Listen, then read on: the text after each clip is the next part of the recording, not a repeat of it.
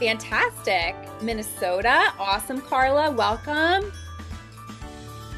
Awesome.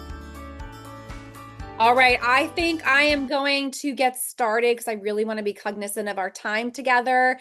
I'm going to introduce myself really quickly. I'm Steph Quarantoto. I'm an account manager with TCI. I live right down in Pennsylvania, a little bit outside of Philadelphia, not too far. So if you're joining me on the East Coast, welcome. I've been a classroom teacher for about 13 years. I taught K-5. I have a background in special education where I also have a cert in ASD and I support students and learning support. So this is very exciting for me to get to talk about differentiation with you. Joining me is my colleague, my friend, Dawn. She's going to say hello real quickly. Hey everybody, Dawn Skaggs. I'm a national account manager also. I'm in Western Kentucky, not that you notice an accent, I don't have one. I work coast to coast, north, south, east, and west, and I'm just super excited to join Stephanie today. My certification is 1 through 9, and it's just so exciting to see where all of you are from. So thanks for hanging out with us today. Yeah, and Dawn is my co-host, so she's going to pop in and add commentary, and she's also going to make sure that if you have questions in chat, that she's going to answer them for you. But you're going to be hearing from me primarily today. I don't feel like you probably need a lot of support with the housekeeping, but I'm going to go over it again.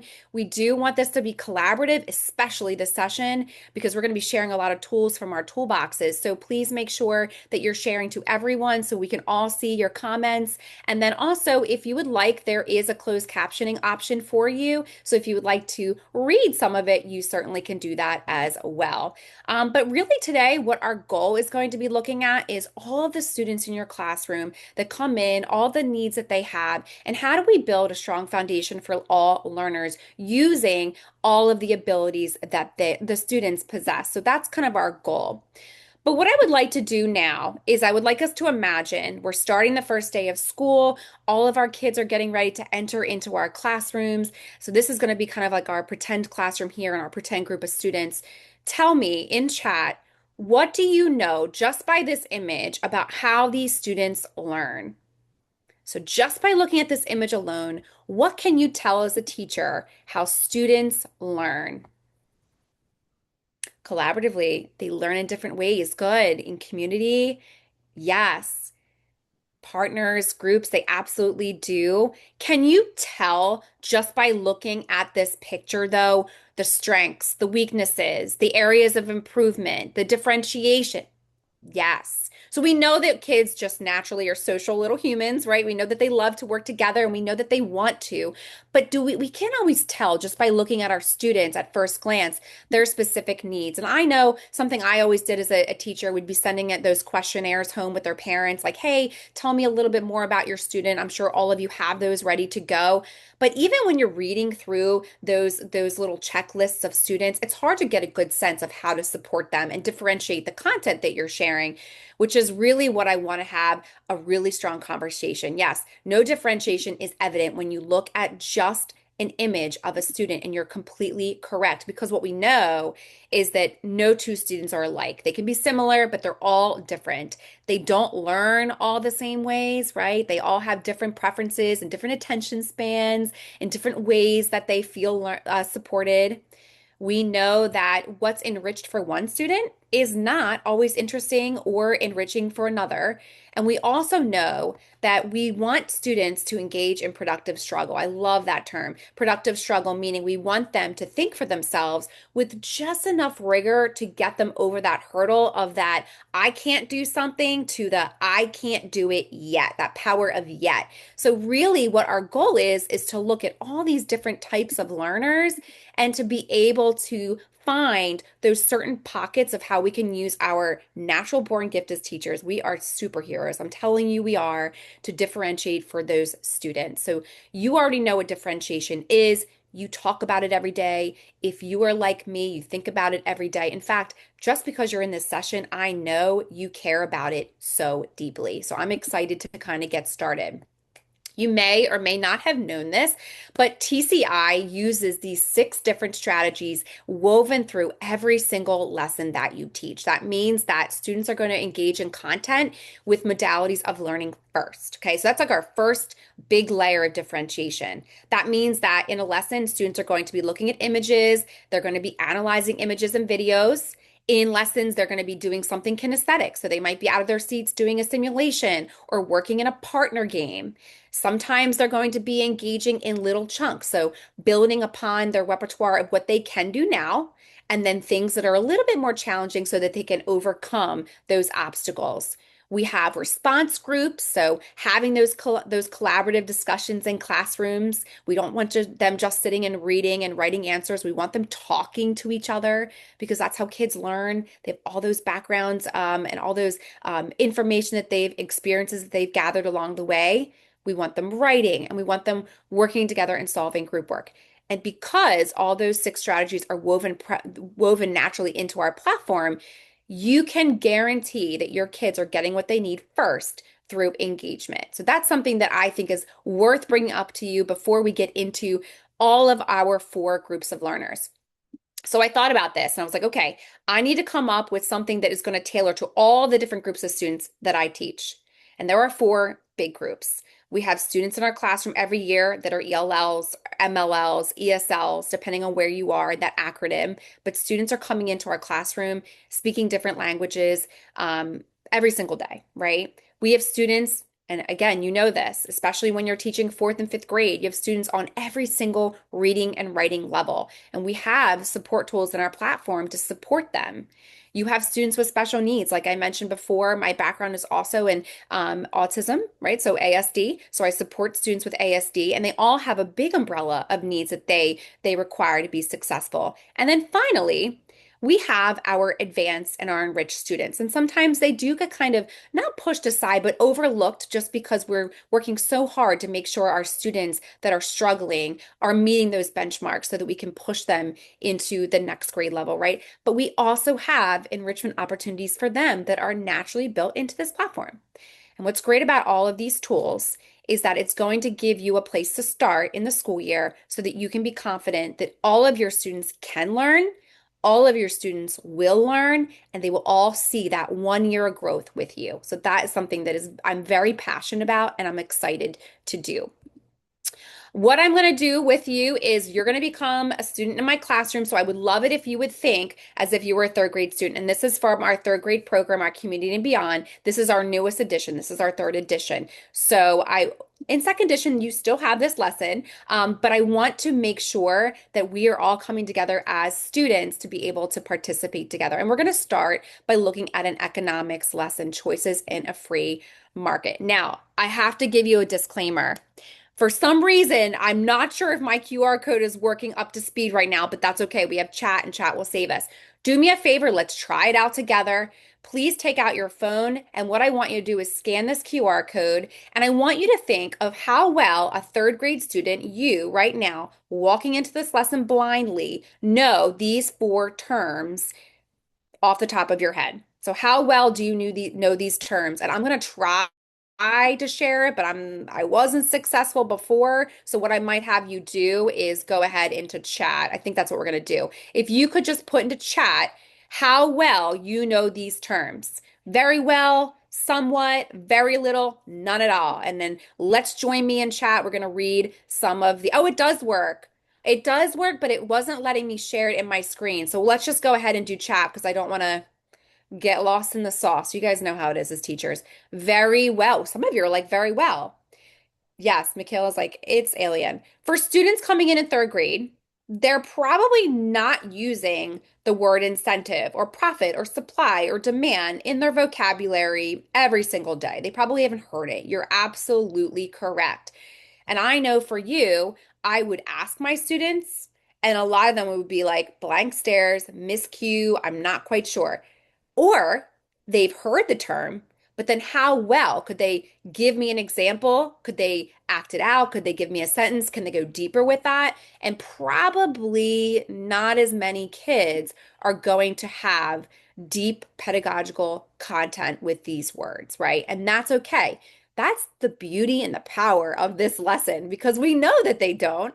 But we're going to provide so many different layers of differentiation that by the time this lesson's over, they're not only going to be able to share with you what they've learned, but they're going to be able to connect it to things within their own lives. So let's get ready. Let's do this lesson together. And let's see how quickly you have learned these terms together. So we're going to start out and I'm going to show this video for you, but it's really just, there's no music. So you're just going to watch students do the simulation. But let's set the stage. Your classroom of third grade students are going to be broken into groups. You're going to have buyers. You're going to have sellers. Your sellers are going to be selling fruit, and your buyers are going to get $4. Your sellers have eight fruits. So the buyers have $4. Your sellers are selling eight pieces of fruit. So I want you to think right now, who is in supply and demand? So who is at the top of the market? Is it your sellers or your buyers? What do you think? So who is going to benefit, your sellers or your buyers? What do you think? So you're buying, there's eight pieces of fruit in the market. You're going over to your stand and you're saying, I want to buy as many as possible as I can. So who is benefiting right now? Good, the seller is benefiting. Why is the seller benefiting right now in this first round? Why is the seller benefiting? The seller has more. Good. Good. So your students are going to take their money and their goal is to buy as many apples as possible, right? So they're going to go over to the fruit stand and you're going to start to see some interesting things happening. You're going to start to see that the sellers are trying to get rid of their fruit, and they're going to start doing some bargaining, right? Because there's more fruit. The sellers right now have to get rid of all of their fruit.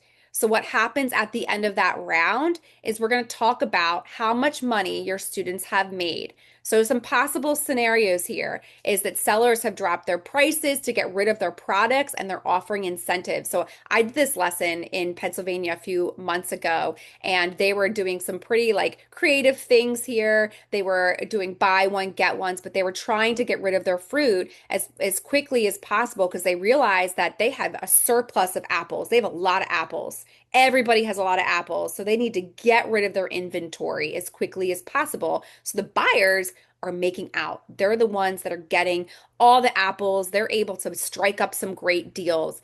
And immediately, just because we're doing this together, it's kind of like a switch goes off with students' brains. They're like, oh my gosh, I understand the power of my dollar because there's a lot of apples. So I can get more apples with my $1. So that is the first thing, right? We're going to experience the supply and demand economic lesson together, not by reading first, not by answers and questions, but by doing. We're going to get students out of their seats and they're going to be doing this exercise together. So we move into the second round. We have a debrief about that, but now we're going to switch the rules, okay? Now your sellers are going to only have four pieces of fruit and your buyers have $8. So we're switching it this time, right? So tell me what you think is going to happen in chat with this market. Who is in control? Is it your buyers or your sellers? Yes. Why are our sellers in control? Why are they the one that's going to be benefiting? Yeah, the sellers know that they have a very small quantity of apples. They know that the buyers want the apples, right? So guess what they're going to do for the buyers? What do you think they're going to do for the buyers? They're going to raise those prices. That's right, Maria. They are going to go in there and they're going to say, guess what? Last round, my apples were 2 for 1. This time, this apple is $2. So now you're going to see the market flip flop, and students are going to say, oh my goodness, my dollar is not worth as much this time because I need to get an apple and there isn't as many, and I have to compete with other people with the least amount of product. So already students are seeing and comparing both of these markets through hands-on learning. Again, No one's opening up their text yet and reading. Students are doing first. So this is a really powerful immersion lesson. It's just one example. But if you have students that are coming in learning support that maybe feel not as confident with their reading and writing, if you have students that are coming in that even have power support, right? They have a wraparound. Every single kid can play this game. They can get up and they can play this market game and understand the supply demand in this economic shift. So here are some more possible scenarios. We kind of touched base on that together really quickly, is that when sellers have a lease of something, they have a lease of something, they're in charge of the prices. They get to tell and dictate what that price is going to look like, and the buyers just have to do it. If the buyers want the apple, they're paying $2 for it, right? They don't really get to negotiate like they did. And correct. Everyone's in the chat right now, Dawn. I can see them. They're saying lack of supply, high demand. And you are correct. And that content is first taught by doing. I hope all of you laughed when you saw this picture here, because I know as a parent and also as a teacher, that picture in that right-hand corner of Nido's is exactly that bridge of the content.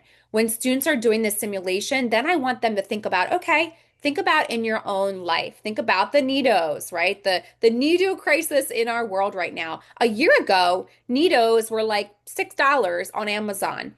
Someone tell me what are Nidos going for today, ever since they went viral on social media? Who can tell me? And I know there's parents in here and they're probably like, I don't even want to think about Nidos right now. They're like $16, $20. I think my daughter came over to me the other day on Amazon, was like, Mom, this one's 35. And I was like, girl, we're not doing that. Correct. So right now, we did this lesson together. We talked about apples, we taught the concepts, but now we're going to bridge it to real life. Students are going to have to understand a year ago, nobody was really buying Nidos. 2 years ago, Nido was out. People are not relating. They don't, it was $8, right? This year, these are in high demand. All of a sudden, Nidos went viral, and now the prices of Nidos have skyrocketed. They've tripled. So now, if you want that Nido, you're paying premium price for that until you're right, until it comes down again and people are no longer interested into the next thing. So guess what? Already we have engaged learners. We've already taught content. They don't need to be skilled readers. They don't need to be skilled writers. They can already do this and understand concepts because we're doing it. We're connecting it to things in their life. And hopefully after this lesson, they might feel a little empathetic for us adults who are trying to find these neatos, but we don't want to spend $60 for them now, do we? So that was something I wanted to share with you. So tell me, in this lesson, we provided a hands-on context and experience for all learners. We introduced vocabulary in meaningful student-centered ways. I didn't just have them copy a vocab word and read it first. I did first. We talked about incentives. What's an incentive? How can we have students come over and purchase from us? We could do buy one, get one deals, right? We're encouraging students to come up and think critically about the ways that they are selling and buying in our classroom. We're creating this really safe, inclusive space where they can be creative, but we're also incorporating a variety of learning styles into one single activity. And I will tell you that we are very strong in making sure that unique learning needs are seen in every single lesson, even if it's a lesson where they're going to be debating together. So that's something that is very powerful. I know that you're my K-5 teacher, so this goes without saying. We wear a ton of hats. We teach everything, not just social studies and science, right? We're teaching literacy, we're teaching math. But when it comes to reading, we understand that there is a certain, there's a strategy into teaching reading. They start with background knowledge, vocabulary, there's linguistic support, there's language structures, and all of these are woven together so that students are successful with reading. So the first piece in this is understanding that background knowledge and vocabulary both play a part in students and how they learn and how they are able to retrieve that information. And I love this J.K. Rowling character quote, words are, in my not so humble opinion, our most inexhaustible source of magic. And it's so true. Words are powerful. That is how we communicate. But if we do not understand and we do not have that background to be able to use these words, we are not able to engage in deep, meaningful ways. So it's important to us that we offer this support for you in the platform. So how do we do that? Let's talk about it. Lots of different ways. You are experts, so I'm sure you have a bunch of tools in your toolkit. So as I'm going through each of these learners, if you have a way that you support learners in TCI, please share it with us because we can all take that back and infuse it into our classrooms. First step is teaching through explicit strategies. We have ways for students to connect with content through images. They can draw, they're able to connect and color. They're even able to digitally use these drag and drop tools that you can do as a whole class, or you can even do it individually if you would like to. We have a whole vocabulary toolkit that you can use to help support vocab as well. That looks like word walls. You can print things out and you can put them in word walls. So it doesn't even have to be just for TCI, right? The power of word walls. I love a word wall and I would still use one if I was in the classroom today. Games, three in a row. We have the ability to print out TCI vocab cards. You can add images to them if you would like. You can laminate them and you can play games. I will tell you, a few years ago, we sometimes when we have inclement weather down here in PA, those rainy, snowy days, we have indoor recess. And I know as a teacher, I don't love indoor recess, and I know my students don't love indoor recess, but a way to engage them is to have these games readily available for them so that when they are ready to be stuck inside, there's some fun games. And you know what? It's not even like they're learning. They would pull this out and they would match the capitals and the states, and they're learning and having fun. And these are really great resources to have tucked away in your classroom so that you can use that as a supplement within those lessons. But these are some really fun ideas that you can do. Meaning match and three in a row. Of course, as I mentioned before, we have lots of support tools and we have a toolkit built in, and that is exactly what you'll see here. At the end of our session, I'm going to jump in live and show you where the support toolkits are. They are chef's kiss. They are phenomenal, and I do not want to leave until I show you what they are. So you have toolkits that are blank PDFs. If you're a teacher again like myself, teacher pay. I used to spend an obscene amount of money trying to purchase these anchor charts and these organizers so that I had something to use in social studies and reading. Guess what? No more. If you got a TCI license, you have access to this. I'm going to show you how you can use these tools and these blank PDFs. You can print them out, you can use them within your instruction, and they're so easy to do. Okay. So real quickly, let's take a pause. I'm going to take a break real quickly. Tell me what's one strategy. It could be something that you just saw me share or something that you have an idea that you've already used. What's one strategy you want to share with your K-5 classroom next year? So we're going to take a pause. Please put that in chat to share with everyone. What is one strategy you would like to share? The memory game. Oh, I like that, Samantha. And then you can even put that up on like your own kid word wall so it's living there so students can kind of go back to their own work. I love anything student centered where they're creating and you're putting it around your classroom. Love that. You can even print the vocab cards out and laminate them. And then for some of those specific students, you can have one of those little hook hangers on their desks and you can just like hook them right there for the units. Love that. Flashcards, perfect. I love that. Having the kids create it. Four corners and word wall. Good. Charades. Perfect. And guess what? The beauty of this, you don't have to create them if you don't want to. They're already in your program that you can print out and you can use, and we will look at that. Love that. Thank you. Let's move into our readers and writers, and let's talk a little bit about how do we support them.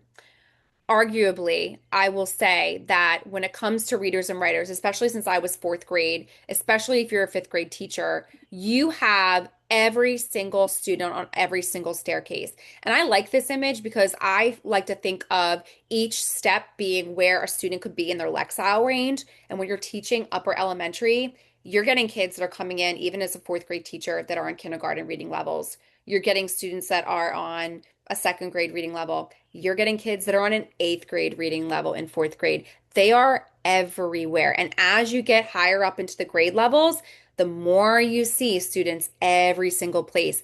And I'm not going to lie, as a teacher, that can be daunting. We can get overwhelmed really easily knowing that we have to meet each single student exactly where they're at and know that we want them to have that year's worth of AYP, that growth, right? So how do we do that? How do we do that in this platform? And how do we expand that into reading, math, and all the other subject areas that we're required to teach because we are teachers of record? Well, Again, it goes back to Scarborough's reading rope, which we kind of looked at very quickly. It talks about word recognition, phonological awareness, syllables, phonemes, decoding, sight recognition. All of these work together so that our students are reading and writing on grade level. But sometimes it just takes extra time for our kids.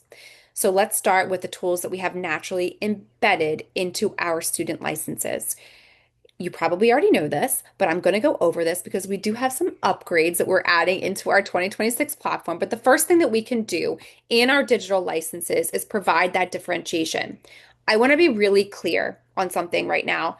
Our digital platforms are not used so that students are just passively watching videos and just kind of scrolling through. Our digital platforms are to utilize accessibility so that every student is able to stand and get what they need so that they can engage and feel successful and confident. You know as well as I that when students feel confident, regardless if they struggle with any behaviors, when they feel confident, they have the power to feel successful in your classroom. And when they feel that way, it changes the entire classroom management. So within our platform, you can change Lexile levels. We have reading level A, level B. We're coming out with AI generated reading levels so that students can be on any single level of depending where they are. I'm going to show you that as well. Speech to text, text to speech, so students are able to listen to it. You're able to speak into the platform, and it will even translate for them. It'll in their open-ended choices. We have main ideas where you can pull out just what you want students to be able to learn about the main ideas. And there's highlighting features as well for students to be able to remember their evidence. And it will also save into their own digital platform. So we have tools that are naturally built in so that your students are feeling supported and successful, and it's customizable. So every kid can have something different for what they need.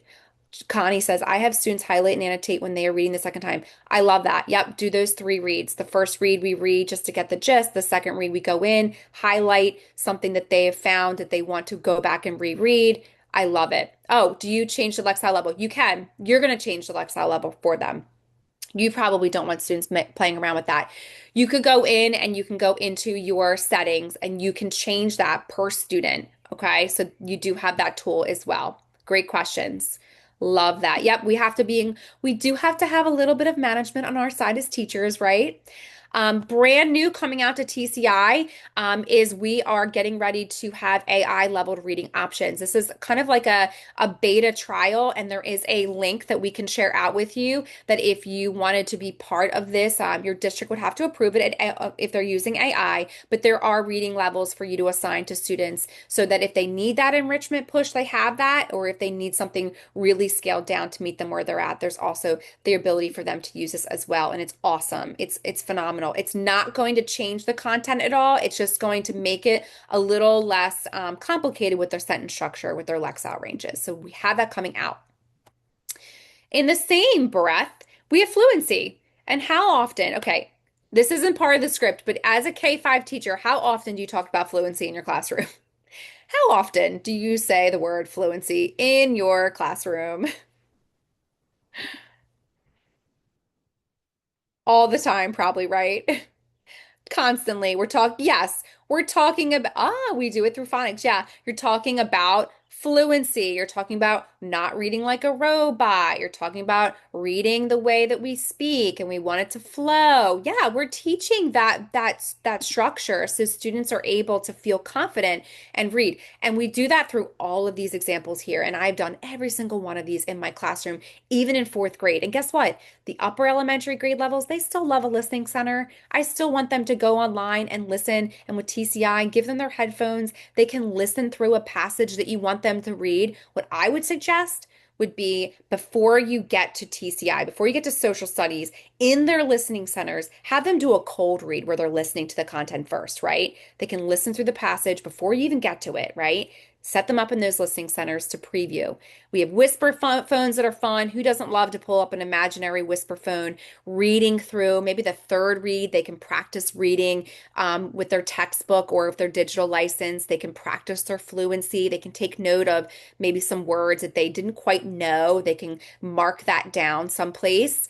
They can highlight a word that they didn't quite know in their digital text or with their highlighters. Then we have Alconin boxes. Indirect instruction.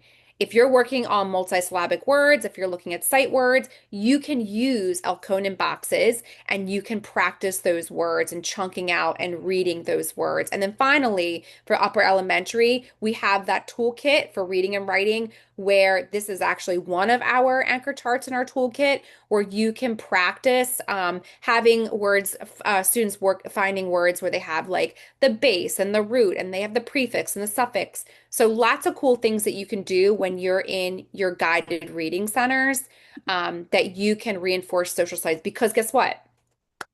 I hear this every single week. Miss Q, Steph, we don't have time to teach social studies. We don't have time in the classroom to get through what we need to do. So don't think of social studies just being this standalone silo where I have to just teach it during that 35, that 15-minute window. Take TCI, move it into literacy, and I promise you, you're going to get so much done and you're really going to be able to infuse social studies coming alive. And you're killing two birds with one stone. It really is a non-brainer, a no-brainer. Stephanie, if I can Yes, ask before you advance, please. someone asked if you could answer live. What if they don't have the option of getting their students online with regards to what you shared on that last slide? Yeah. Do you have any tips for them? Yeah, so I would ask, I guess my follow-up question is, does your students have do they have a printed resource?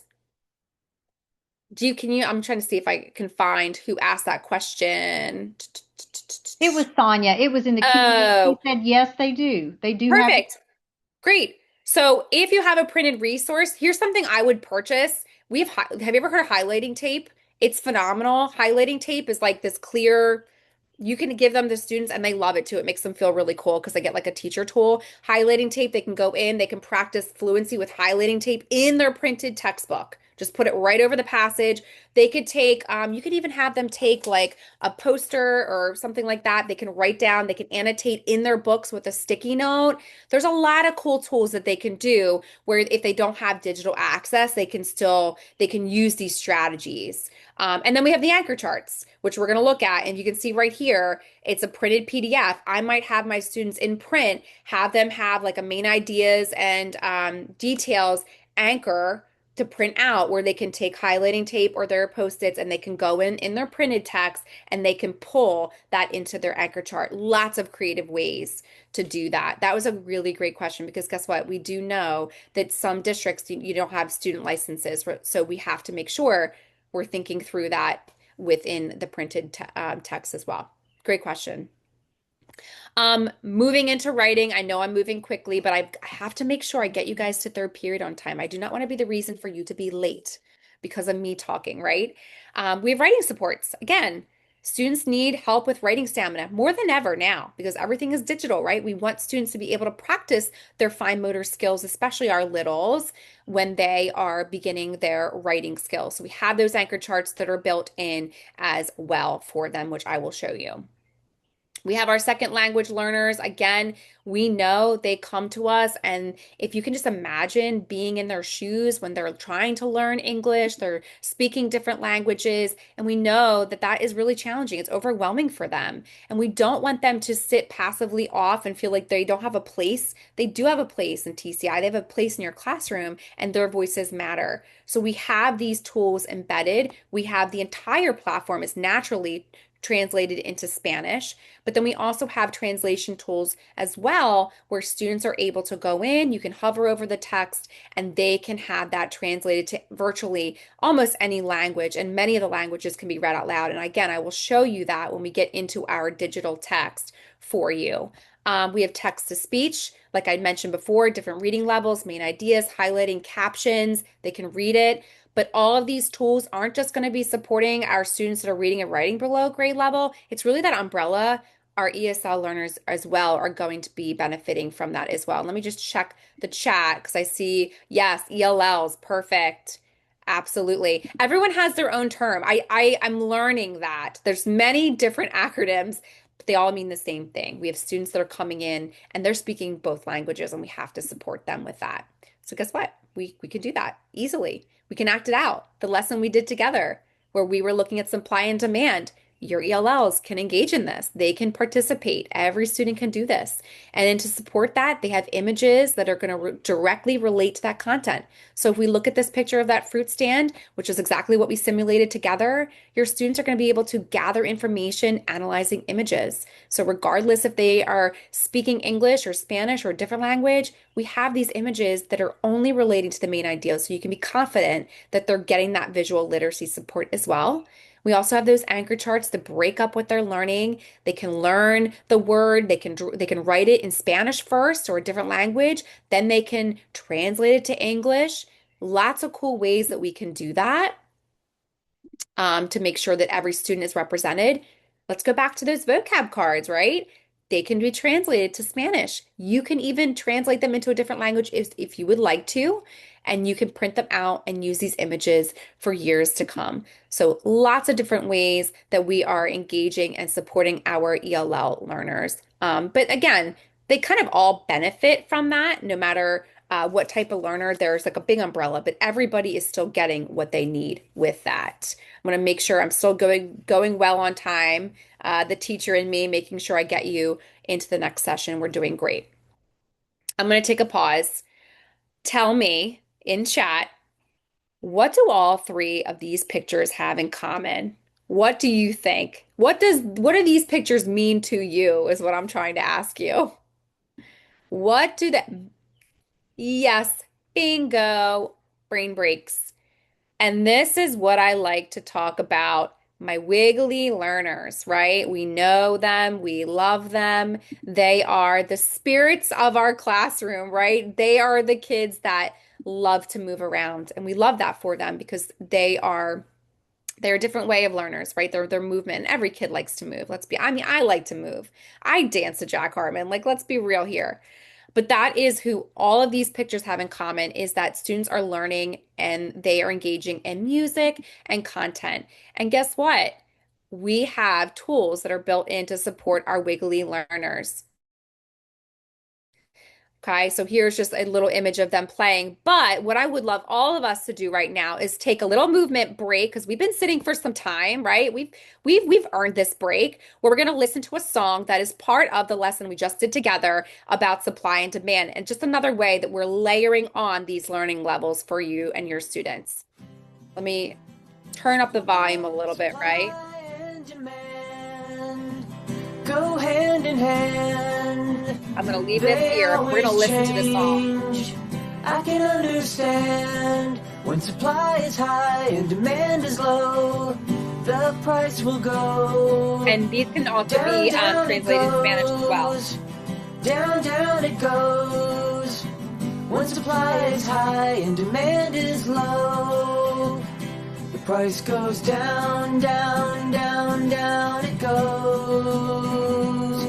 When supply is high and demand is low, the price goes And down, just as down, a down, preface, down it will get stuck in your ear. It's going to get stuck in your students' When ear. That's what we supply wanted to get stuck. But you're going to be driving home and and you're demand going to is be singing, the price low, goes down, price down. goes down. So I do love that for us as well. But that was just a fun example of how students are going to have, how TCI has these little checkpoints of videos that are built right into those lessons because we want students to be able to take those brain breaks. And then also those students that need that auditory learning, right? We want them to be able to sing that and make meaning of it as well. So I loved this song. This is so fun.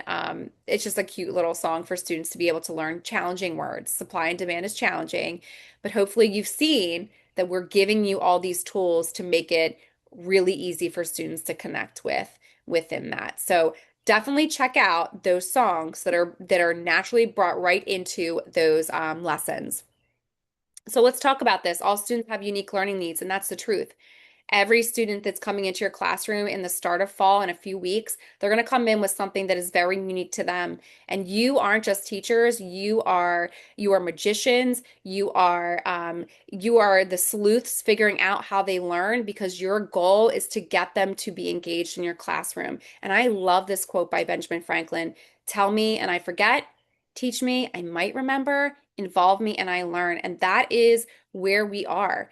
TCI is hands-on. We want students to be involved in what they're doing. We don't want them just to be passively listening and passively reading. We want that. We do want them reading. We do want them listening and talking, but we want them to be engaged in a bunch of different ways. And we have to do that through understanding their needs first.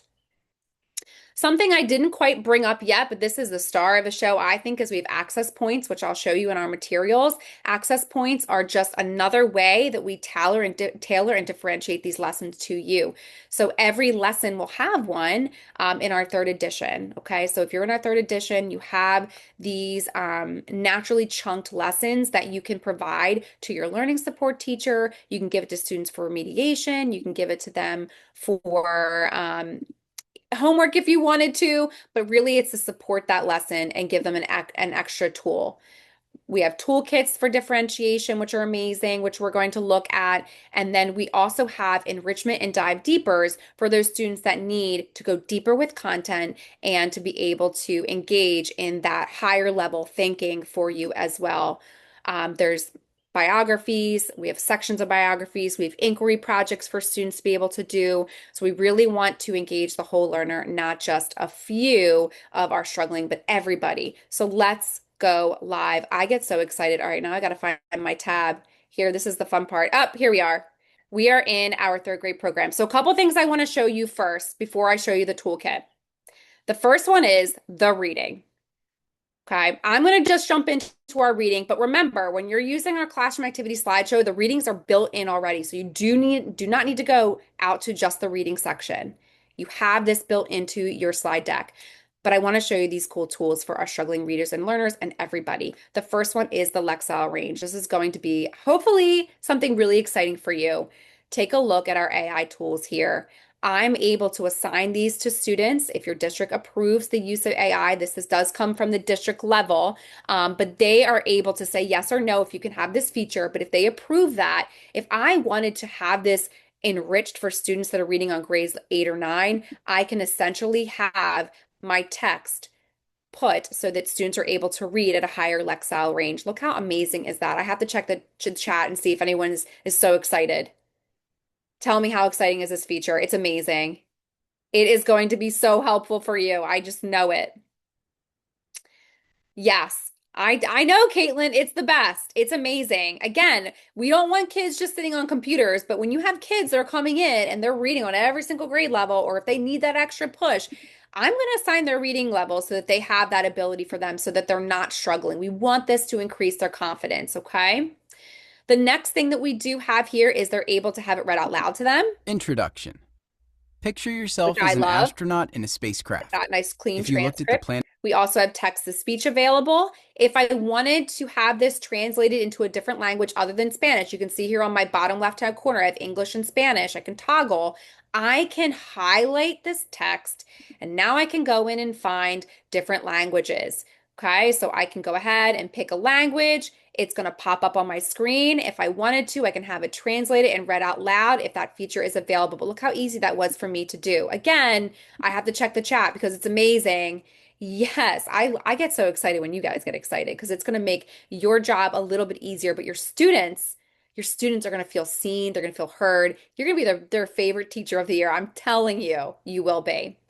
The next thing is we have that main ideas button here. If I wanted to have students take a guess and find what that main idea button is, or guess and see what that main idea is first, then they can check if they were right or wrong.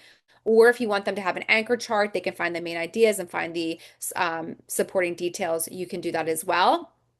They can highlight in the text. It will be saved into their digital platform. You can print that out as a study guide in their notes section, which is great.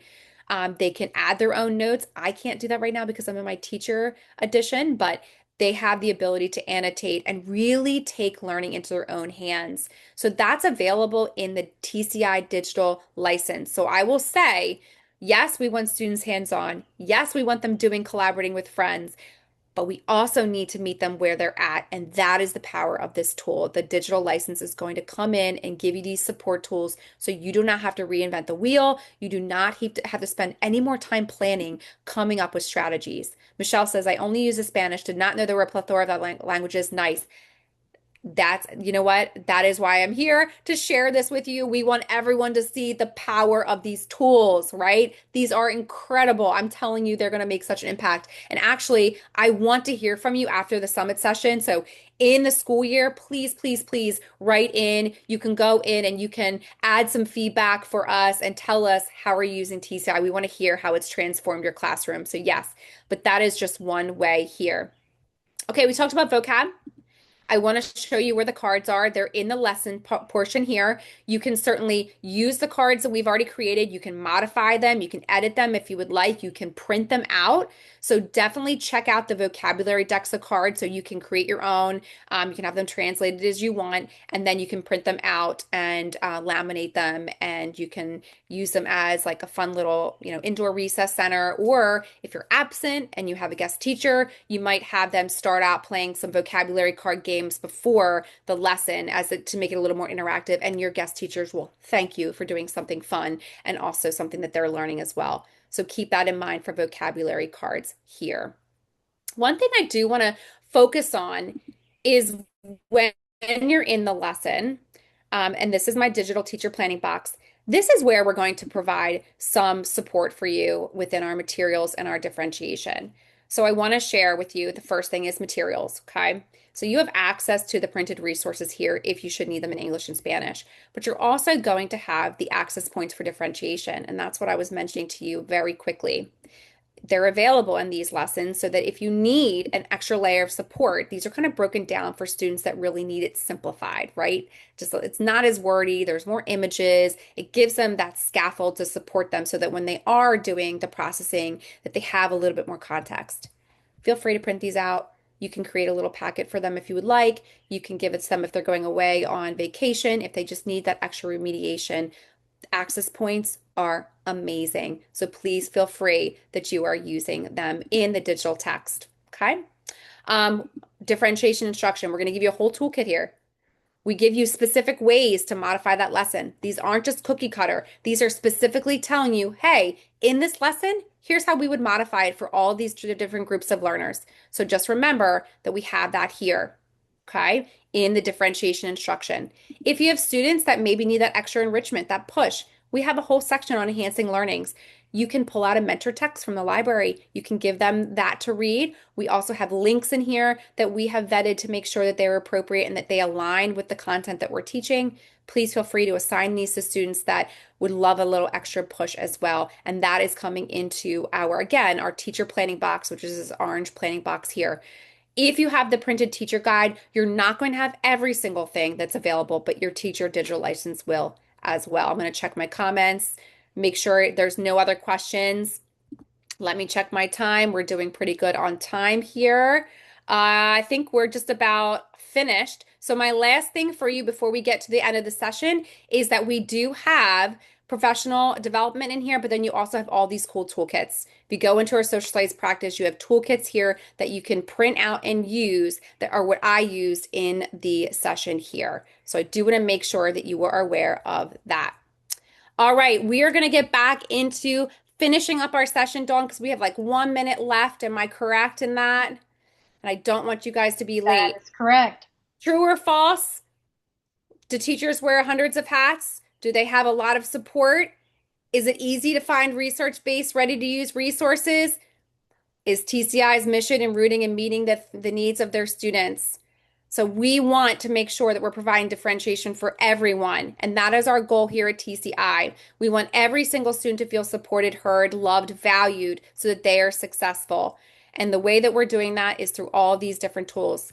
I know that I'm probably over in time. It's 2:05, so I need to get you into the next session. Thank you so much for everyone joining this session. We had 88 participants. That's amazing.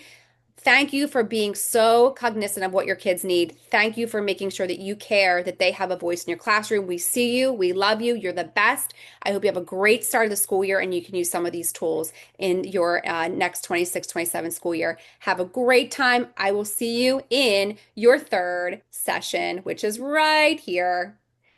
Bye, everyone.